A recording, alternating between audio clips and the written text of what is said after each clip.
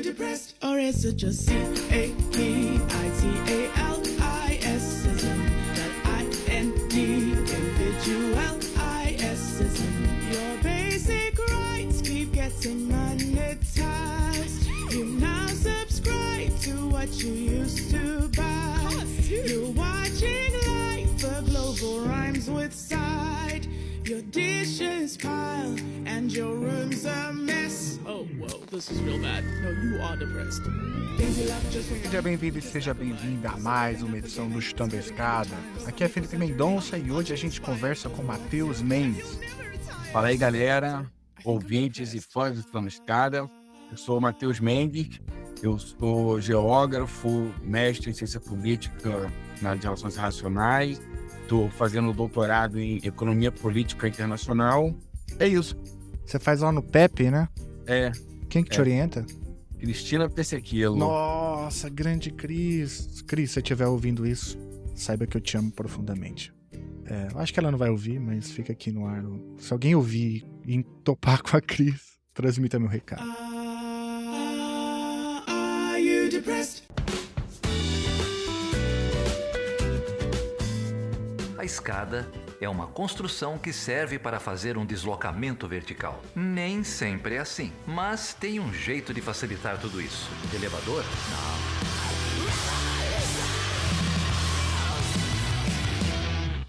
Matheus, seguinte, cara, você já esteve aqui no Chutando a Escada uma vez, de lá pra cá, tem livro novo na área aí, o livro intitulado É Ideologia Estúpida. Eu vou querer te ouvir falar um pouco sobre o título e sobre o conteúdo do livro, já, mas no último episódio, deixa eu ver aqui quando que foi, Matheus Mendes Chutando a Escada, foi ano passado, né?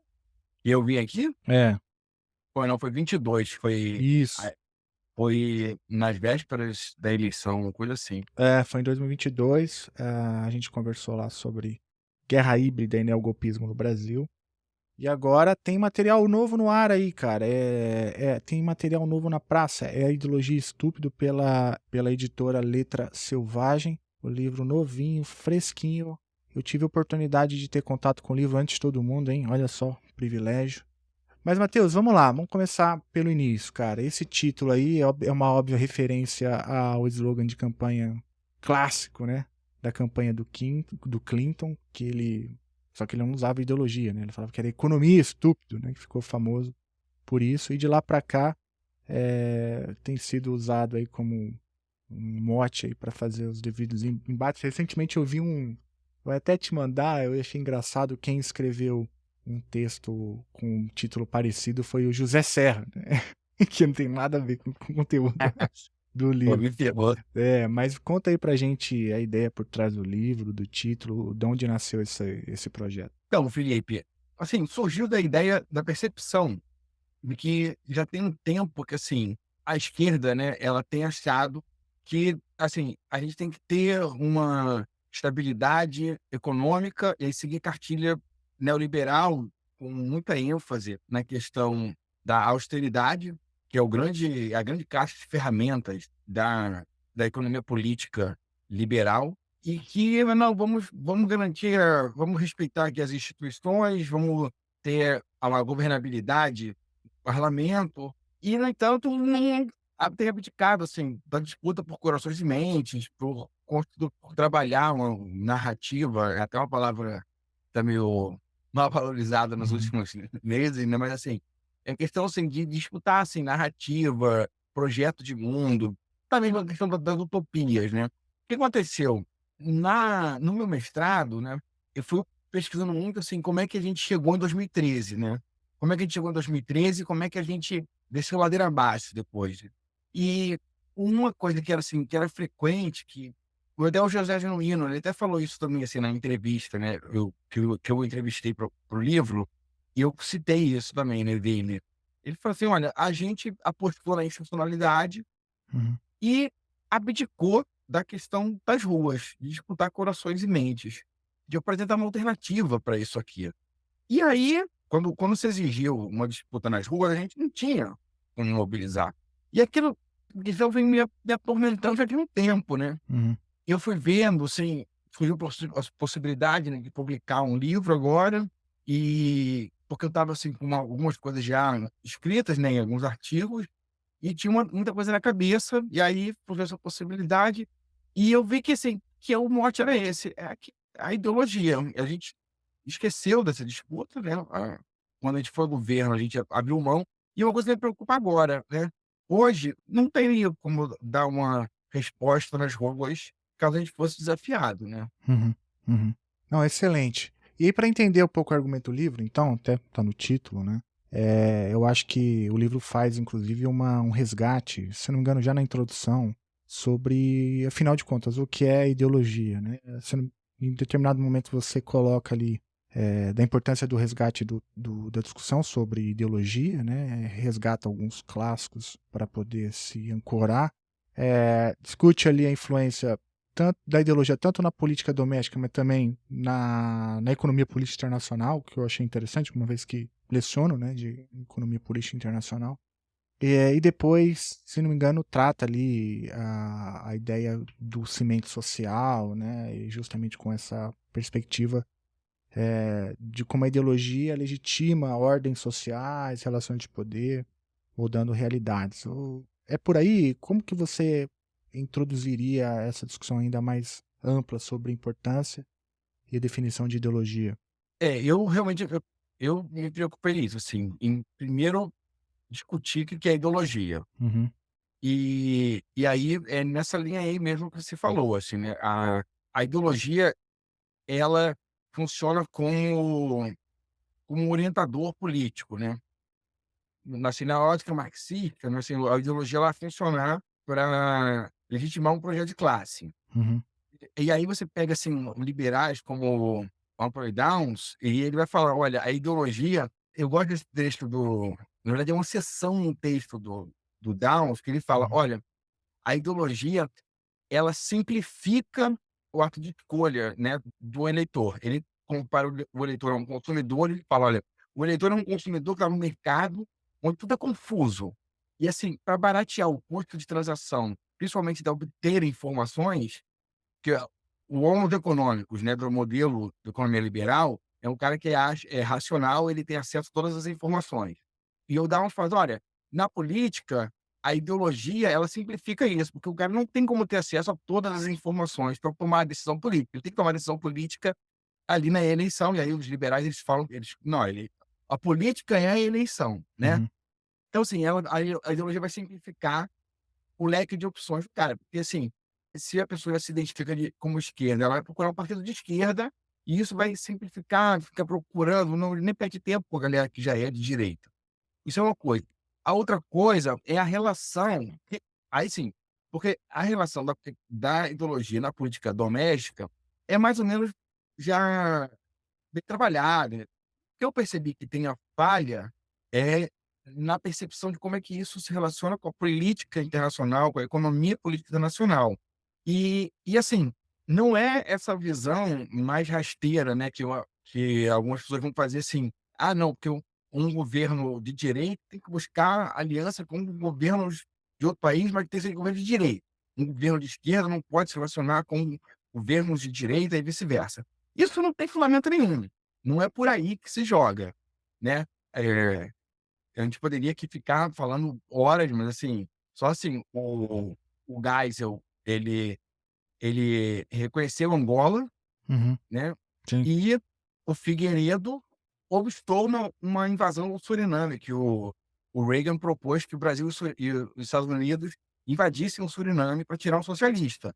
Então, assim, o Figueiredo não tinha nenhum apreço pelo socialista, que estava lá em Paramaribo, né, mas ele não queria, não fazia parte, independente da ideologia, não fazia parte do cálculo estratégico do Figueiredo, que era um cara de direita, ter tropas estadunidenses passeando na fronteira. Mas então como é que a ideologia vai entrar? Vai entrar no seguinte, a gente tem agora um caso muito bom, assim, que é a questão da Venezuela. O Lula, ele tá totalmente constrangido. Eu acho que assim, acho que o Lula e o Celso Amorim, assim, erraram feio, erraram rude Uhum, na posição como eles estão tomando. Mas assim, tem um determinados constrangimentos, eles não poderiam ser muito diferentes. Por quê?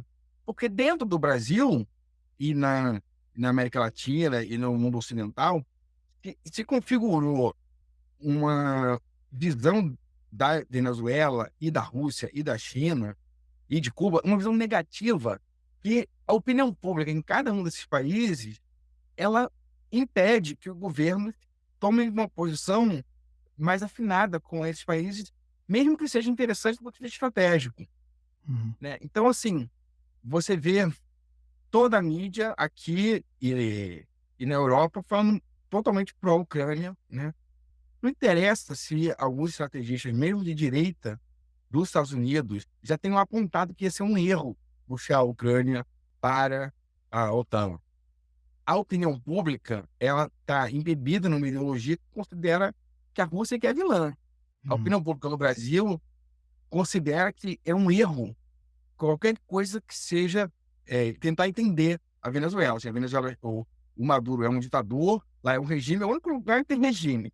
Uhum. O único lugar que tem regime é lá, né. Então, assim, isso é moldado, né, e aí o próprio um dos primeiros autores, assim, do realismo político e relações internacionais, né, o Carr, ele fala: "Olha, poder a gente divide por uma questão didática, né, em 3, mas o poder é um, né, e ele vai ter um braço político um braço militar, um braço econômico e um braço que é da opinião pública".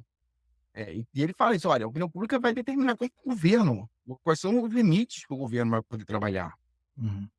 Não, excelente. E aí o livro faz um aprofundamento nisso, né? Resgata o cara, achei bem interessante. Vai do cara ao Fiore, né?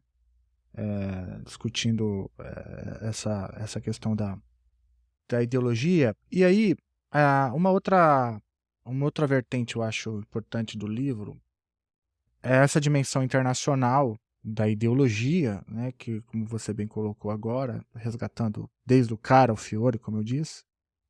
E transpondo isso para a ordem internacional contemporânea, que a gente chama, o livro também, como ordem liberal internacional. E aí, então, tem toda essa discussão, né, da crise dessa ordem liberal internacional, desde 2008 para cá, enfim, com esse esgarçamento, talvez, da globalização neoliberal, e, como você já tinha, inclusive, identificado no primeiro livro, sobre o neogolpismo, né? Isso tem se convertido numa ascensão da extrema-direita, não só no Brasil, né? Mas como em outras partes do mundo. Se você puder falar então um pouquinho para a gente dessa relação, né, entre ideologia e essa reconfiguração da ordem internacional e, obviamente, o crescimento da extrema-direita, eu acho que é importante para a gente entender, né, o argumento do livro, né, da ideologia estúpida. Então, a ordem liberal internacional, né, ela tem, assim, um momento importante, né, que é o pós Segunda Guerra, né, quando os Estados Unidos ascendem, né, e um outro ponto importante é o fim da Guerra Fria. E ali se configurou ali tem início uma ofensiva impressionante, assim, uma ofensiva contra direitos, é impressionante. Eu estava tendo aula no IES com a professora Maria Regina Soares de Lima, e ela Uhum, falou assim: "O único momento em que, na relação capital-trabalho, o trabalho teve algum respiro foi no pós-Segunda Guerra até os anos 70. uhum, E depois, em 91, piorou ainda mais, né". E, bem, essa ordem que começa a partir de 91, ela já é reacionária, né, ela se pauta por retirar direitos. Por mais que tivesse, entregando algumas inclusões na área de direitos humanos, mas, começa a ter uma discussão ambiental, mas no geral é retrocesso. O uhum, somatório geral mesmo, né, onde seria o vetor resultante, né, é retrocesso. E em 2008, com a nova crise, eles dobram a aposta, né. Eu lembro, assim, como que muita gente ficou entusiasmada em 2008 e chegou a falar em fim do neoliberalismo. Eu não vou nem citar aqui, porque esses são uhum, autores que eu gosto, assim, eu acho que a gente que trabalha com ciência política, a gente sabe como que às vezes a gente cai a gente sabe do risco que é fazer previsão, né, Uhum, mas sim. acaba fazendo, geralmente a gente erra, né. Mas aí você: "Ah, acabou o neoliberalismo, então agora a gente vai viver uma outra era". E na verdade o que aconteceu foi eles dobraram a aposta, né. E uma das coisas que contribui, que fortalece o dobrar dessa aposta neoliberal, é o fortalecimento de grupos de extrema direita que estão dispostos a romper com a ordem a democracia liberal. E aí Uhum, ficou a esquerda na oposição de ficar defendendo a ordem liberal, sim. né, os guardiões os paladinos da institucionalidade, e o discurso antissistema ficou para a extrema direita. Uhum, E assim, por quê? Porque a gente perdeu a perspectiva de que a gente não tem que naturalizar o neoliberalismo. uhum. A gente não tem que naturalizar isso. Não, não, sim. Esse é a raiz do problema, né, o nó, talvez, do problema.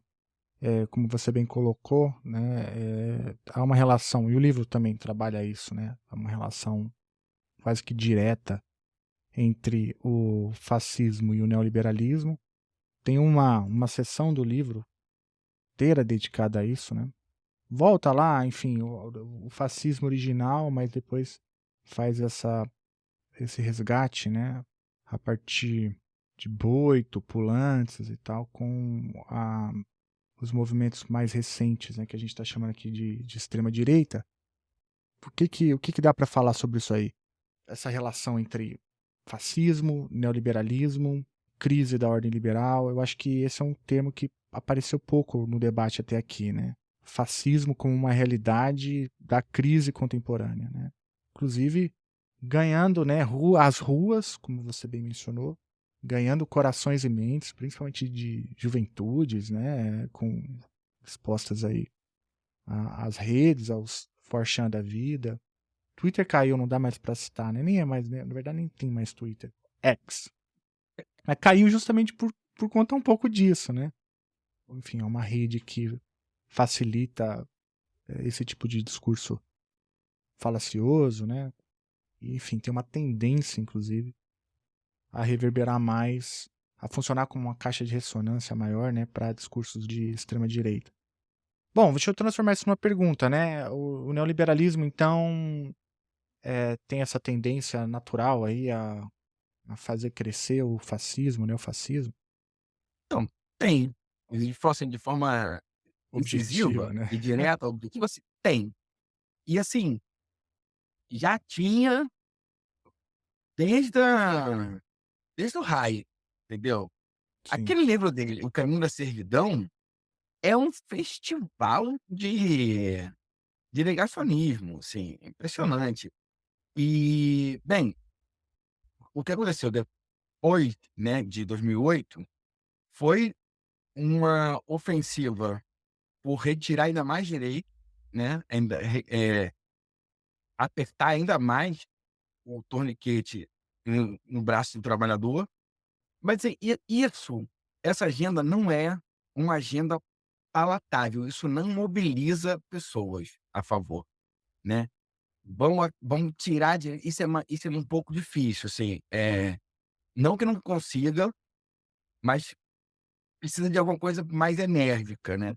E o que eu percebi aqui no Brasil foi que o movimento que vem, né, de 2013, o junho de 2013, aí o golpe em 16, hoje eles tinham que fechar o regime para não impedir o Lula. Então, mantém o Lula preso, mas ainda assim eles não tinham alternativa, porque assim, eles tinham tentado essa coisa do deixar sangrar, eles tinham tentado em 2013 para 14 e perderam a eleição.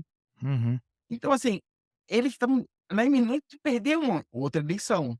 E até gozado que assim, em janeiro, na dissertação eu peguei no primeiro livro, né, eu até trago isso, assim, com a data certinha e tal, mas assim, agora de cabeça eu não vou saber, mas em janeiro, a Folha de São Paulo publica o resultado da do Datafolha e fala assim: "Sem Lula, Bolsonaro ganha". Uhum. Essa é a chamada da Folha de São Paulo, cara. Era isso, assim, era dando a dica do que tinha que ser feito. Então, assim, o fascismo, tanto o neofascismo quanto o fascismo histórico, eles precisam, eles só crescem, eles só vicejam num contexto de caos econômico, político e social que o liberalismo causa. Uhum, Uma distinção do neofascismo para o fascismo. A distinção é que o neofascismo é ultraliberal. O fascismo clássico, ele, embora enriquecesse, embora ele fosse um projeto que permitisse uma maior acumulação, ele não era liberal, uhum, né. E o neofascismo, ele é ultraliberal. Então, então o que que eu percebi? Que havia ali um mutualismo, porque a agenda neoliberal, ela não tem densidade eleitoral. Por mais que, assim, tem um monte de gente topando a história que: "Não, direito é ruim, eu perco". Um monte de gente acreditando nos memes do MBL. uhum, Isso por si só não mobiliza pessoas, assim, as pessoas não faz as pessoas saírem de casa para ir para uma manifestação, para tirar direito, para ir para uma manifestação, para ir nas urnas votar. O Meirelles, que é o grande herdeiro da política econômica do golpe de 16, ele ficou no chinelo. Por outro lado, quem é que tinha identidade eleitoral? O bolsonarismo, que só surgiu por conta da desgraceira que as políticas neoliberais fizeram. E quando o bolsonarismo ganha a eleição, quando o Bolsonaro ganha a eleição, ele leva o projeto ultraliberal agora referendado nas urnas. Então, assim, o projeto neoliberal sozinho, ele não foi capaz de ganhar a eleição. Ele precisou do quê? De uma máquina de ganhar corações e mentes, de agitar por pessoas, que é o neofascismo, que é o bolsonarismo. Como diz o Leandro Conder, num livro sobre fascismo, que eu Introdução ao Fascismo, né, que eu inclusive cito no trabalho, assim, não é por odiar que eu não vou reconhecer que é um dos fenômenos mais importantes da nossa geração. A capacidade dele de catalisar, de mobilizar pessoas é algo impressionante, porque ele é extremamente ideológico. E isso a esquerda perdeu. A esquerda perdeu essa capacidade, assim, de se propor, assim, como uma coisa realmente ideológica e que eletrifique as massas. uhum. E mais do que isso, né, a ideologia no debate político é vista como uma coisa negativa, né, pejorativa, é algo que deve ser evitado. Geralmente, quando alguém diz que está defendendo uma determinada ideologia, isso no debate político, né, brasileiro e mundial, é algo que deve ser escanteado, deve ser colocado em segundo plano. E o que você está falando é justamente o contrário, né, que é preciso fazer disputa ideológica, porque até o argumento, até aqueles que dizem, né, que a ideologia deve ser evitada, escanteada, estão fazendo, né, isso dentro de um espectro que, em última instância, é a ideologia. Então, as ciências sociais, em última instância, ela não demoniza a ideologia, né?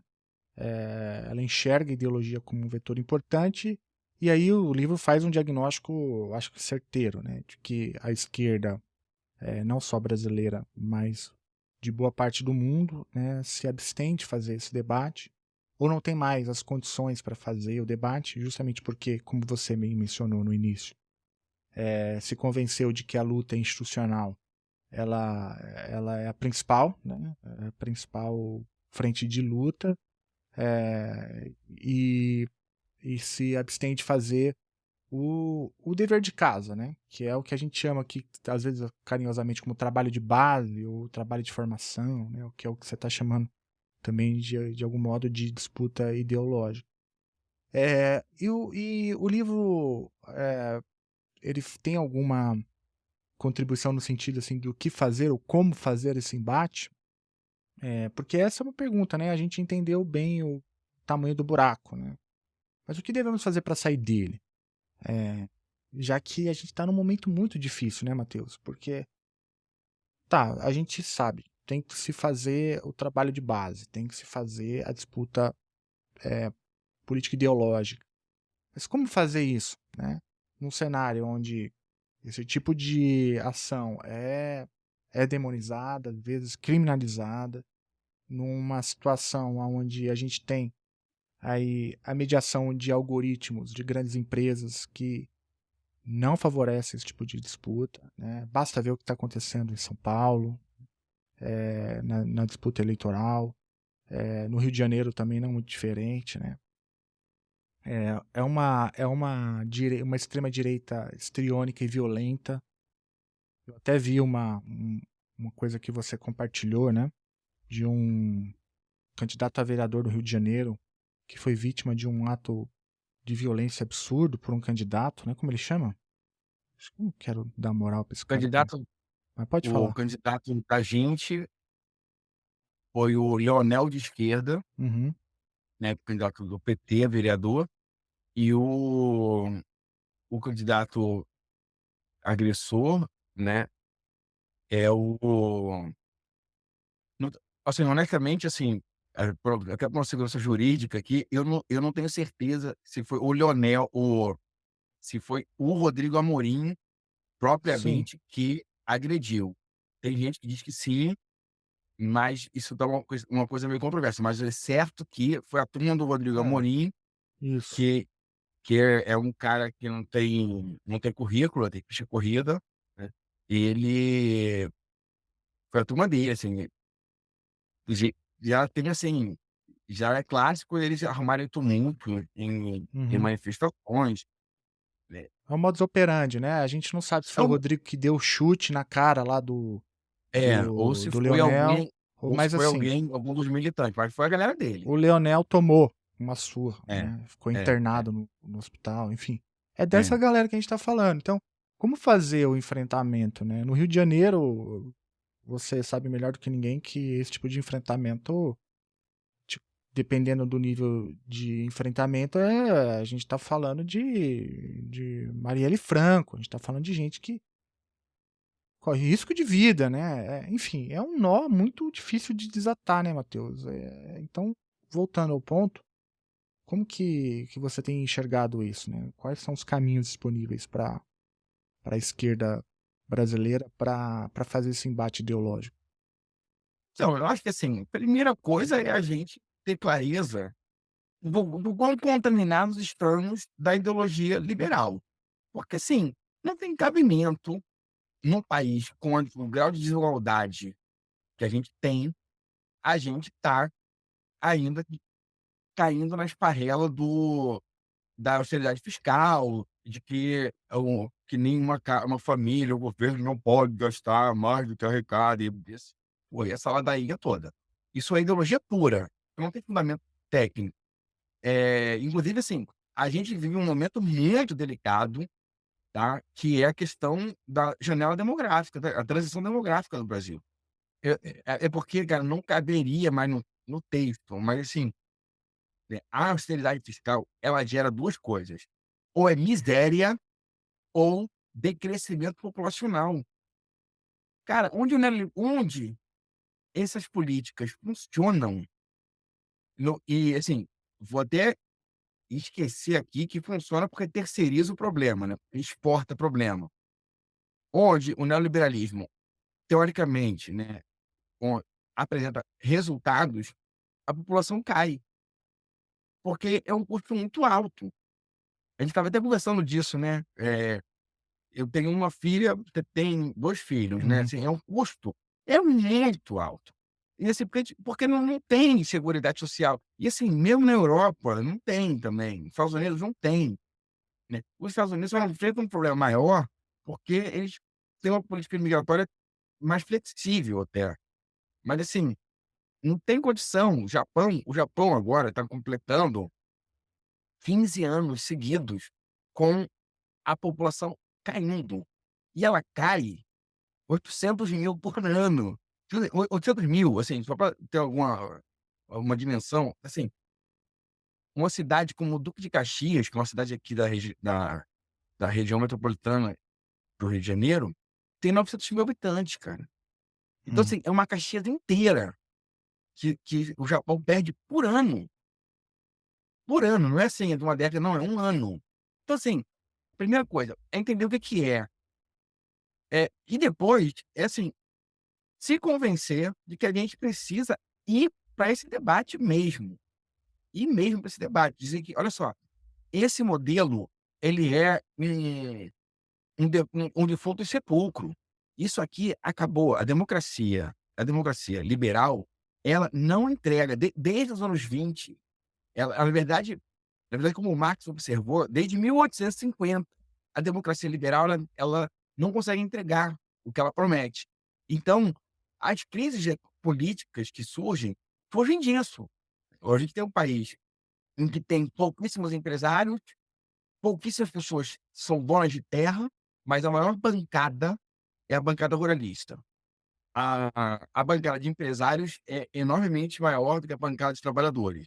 Essa representatividade não tem nada a ver com a gente, mas nada. Ela não dialoga conosco. O Marx e o Engels falam que o Estado burguês é um consórcio dos capitalistas. Isso porque ele não conheceu as agências reguladoras, né?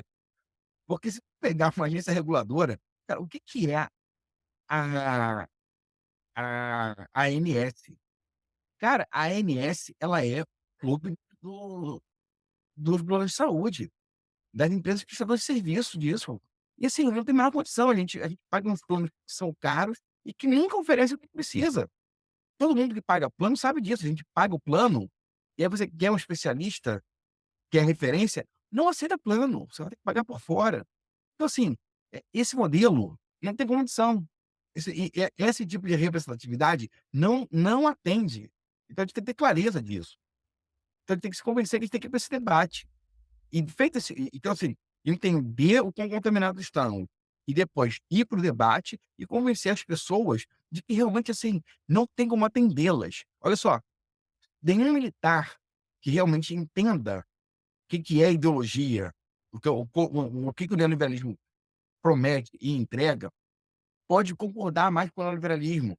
Vou pegar agora um caso real, contemporâneo, a questão da Starlink, né, o nome da empresa do Elon Musk, Sim. né. Gente, como é que as Forças Armadas brasileiras dependem de uma empresa privada de um outro cuja sede está em outro país, para que as Forças Armadas se locomovam? O serviço de geolocalização das Forças Armadas brasileiras são dependentes da Starlink. Isso é um absurdo. Isso é um absurdo do ponto de vista militar. Não é uma questão de esquerda ou de direita. Isso é um absurdo do ponto de vista militar.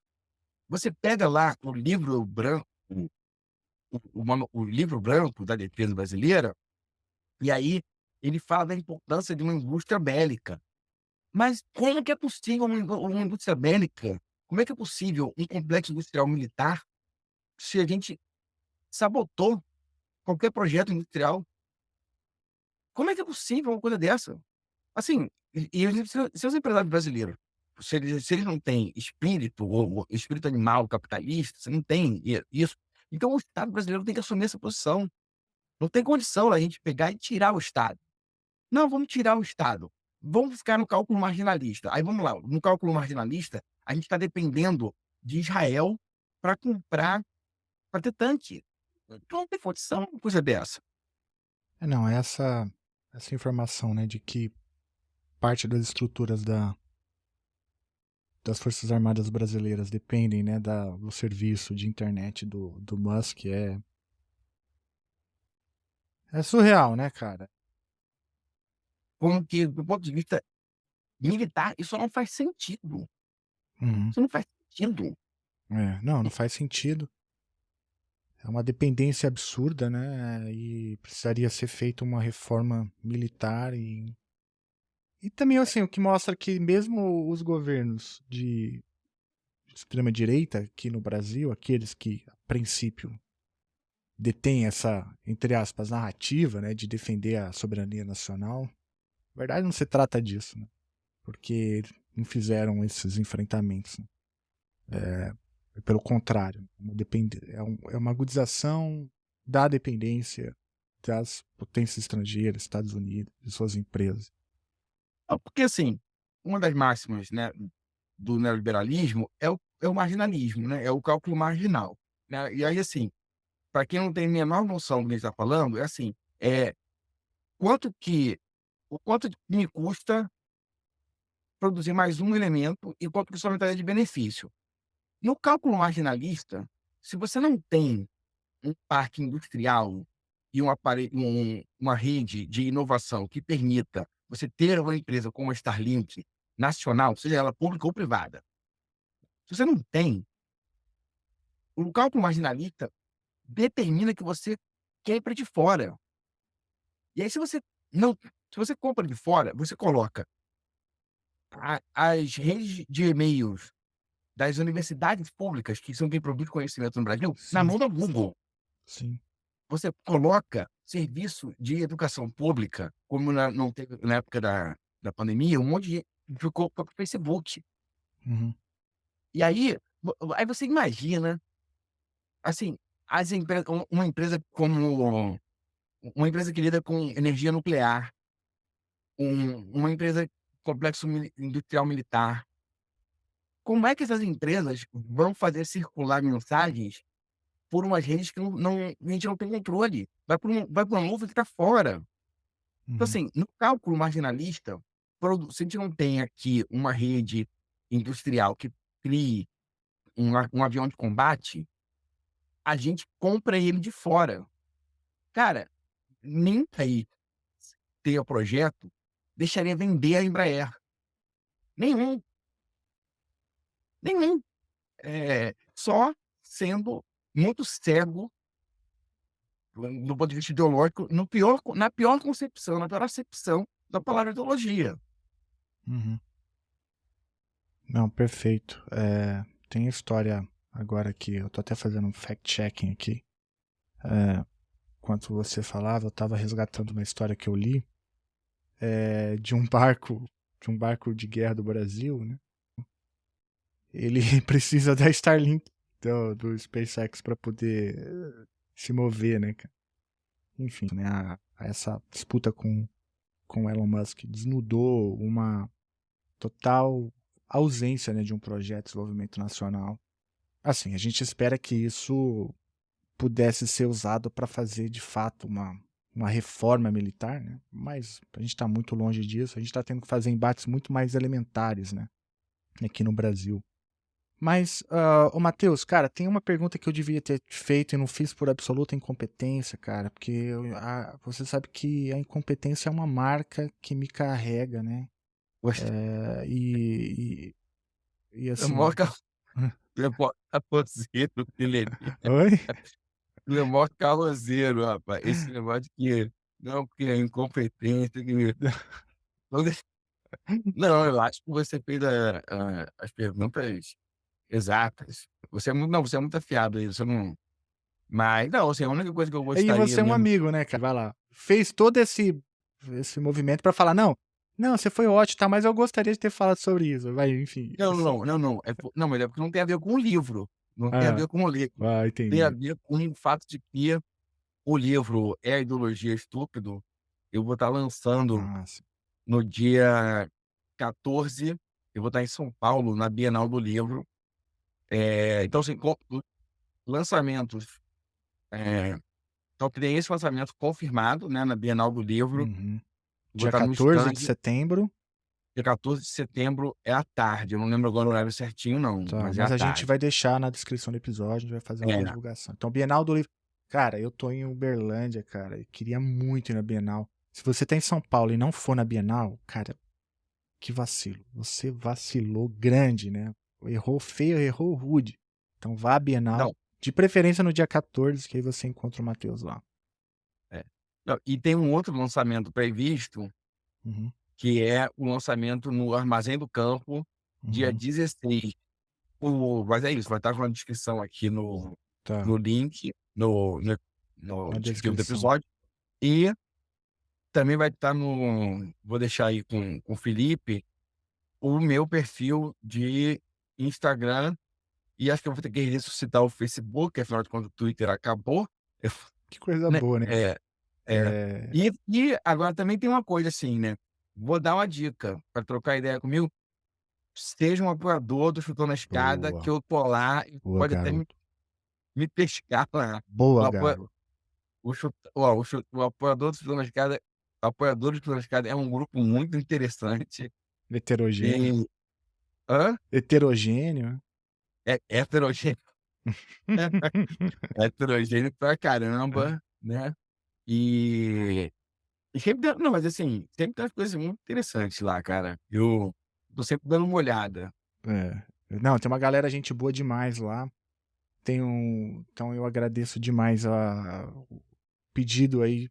A gente precisa muito de apoio, né? Agora, de uns tempos pra cá, a arrecadação caiu muito. A gente tá aqui sobrevivendo, assim, no limite. Mas estamos aí produzindo conteúdo de qualidade. Estamos fazendo a disputa ideológica. Afinal de contas, Então mesmo, vocês são uma trincheira muito importante. é a ideologia estúpida.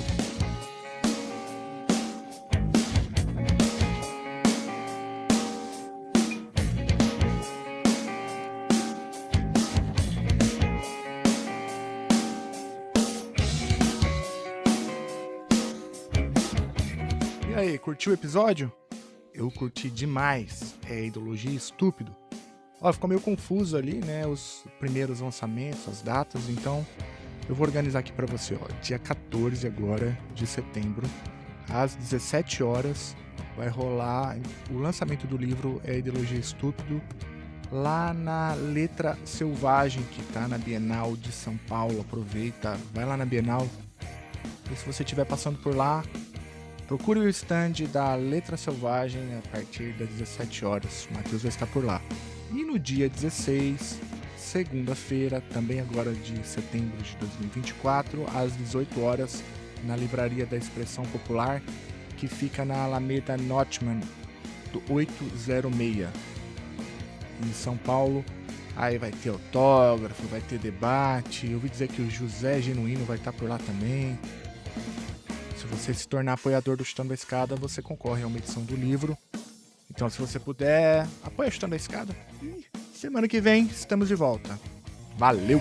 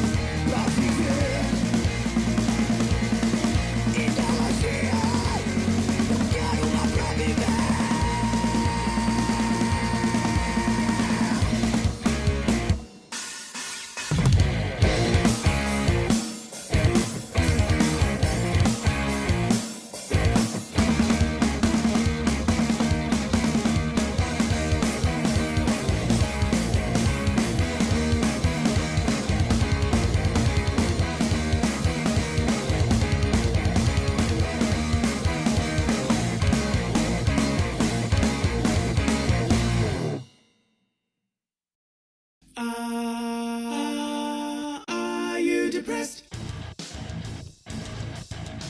Você acabou de ouvir mais um episódio do Chutando a Escada. Para apoiar, acesse chutandoaescada.com.br/apoio.